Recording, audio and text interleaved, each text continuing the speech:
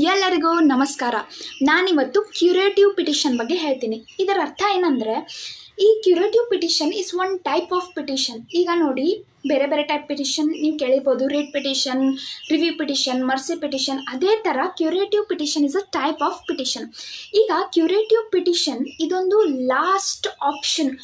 ಇದು ಯಾವಾಗ ಹಾಕ್ತಾರಂದರೆ, ಈಗ ರಿವ್ಯೂ ಪಿಟಿಷನ್ ಅಕಸ್ಮಾತ್ ಡಿಸ್ಮಿಸ್ ಆದರೆ ಈ ಕ್ಯೂರೇಟಿವ್ ಪಿಟಿಷನ್ ಹಾಕಿರ್ತಾರೆ.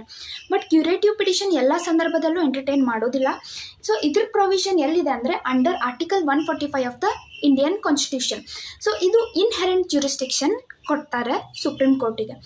ಈಗ ನೋಡಿ, ಯಾವ ಗ್ರೌಂಡ್ಸ್ ಮೇಲೆ ಕ್ಯೂರೇಟಿವ್ ಪಿಟಿಷನ್ ಎಂಟರ್ಟೈನ್ ಮಾಡ್ಬೋದಂದರೆ, ಇದರ ಒರಿಜಿನ್ ಬಂದುಬಿಟ್ಟು in the case of Rupa Ashok Hurra versus Ashok Hurra ಒಳಗೆ ಇನ್ ದ 2002 ಇದರ ಒರಿಜಿನ್ ಬಂತು. ಏನಂದರೆ, ಈ ಕ್ಯೂರೇಟಿವ್ ಪಿಟಿಷನ್ ಯಾವ ಗ್ರೌಂಡ್ಸ್ ಮೇಲೆ ಎಂಟರ್ಟೈನ್ ಮಾಡ್ಬೋದು ಅಂತ ಹೇಳಿದ್ರೆ ಅದರೊಳಗೆ ಒಂದು violation of principle of natural justice violate ಆಗಿದ್ರೆ. Coming to second one is, ಈಗ ಬಯಾಸ್ ಡಿಸಿಷನ್ ಇದ್ದರೆ ಬೈ ದ ಪ್ರಿಸೈಡಿಂಗ್ ಜಡ್ಜ್, ಅಥವಾ ಥರ್ಡ್ ಒನ್ ಬಂದುಬಿಟ್ಟು ಈಗ abuse of process of court ಇದ್ದರೆ. ಸೊ ಈ 3 ಸಿಚುವೇಷನಲ್ಲಿ ಈ ಕ್ಯೂರೇಟಿವ್ ಪಿಟಿಷನ್ ಎಂಟರ್ಟೈನ್ ಮಾಡಬಹುದಂತ ಈ ಜಜ್ಮೆಂಟಲ್ಲಿ, ಈ ಕೇಸಲ್ಲಿ ಹೇಳಿದರು.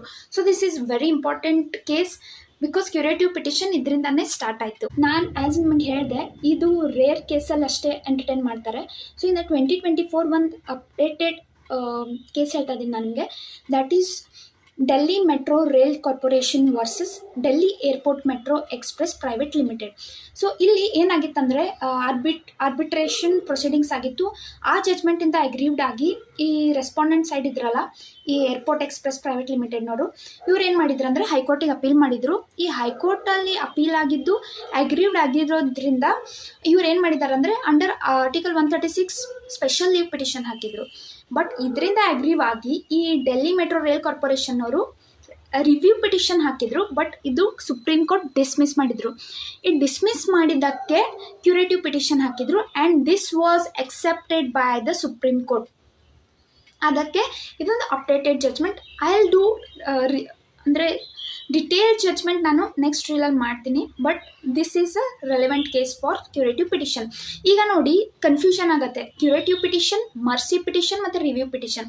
ನೋಡಿ, ರಿವ್ಯೂ ಪಿಟಿಷನ್ ಬಂದುಬಿಟ್ಟು ಅಂದರೆ ಆರ್ಟಿಕಲ್ 137 ಇನ್ ಕಾನ್ಸ್ಟಿಟ್ಯೂಷನ್. ಸೊ ಅವ್ರ ಕೇಸನ್ನೇ ಅವ್ರು ಏನು ಜಜ್ಮೆಂಟ್ ಕೊಟ್ಟಿರ್ತಾರೆ ಅದನ್ನು ರಿವ್ಯೂ ಮಾಡೋದು. ಕ್ಯೂರೇಟಿವ್ ಪಿಟಿಷನ್ ಬಂದುಬಿಟ್ಟು ಆರ್ಟಿಕಲ್ 145 ಬರುತ್ತೆ. ಥರ್ಡ್ ಮರ್ಸಿ ಪಿಟಿಷನ್ ಬಂದುಬಿಟ್ಟು ಆರ್ಟಿಕಲ್ 72 ಮತ್ತು 161. ದಟ್ ಈಸ್ ಪ್ರೆಸಿಡೆಂಟ್ ಮತ್ತು ಗವರ್ನರಿಗೆ ಪವರ್ ಇರುತ್ತೆ ಅದರಲ್ಲಿ. So this was all about curative petition. Thank you.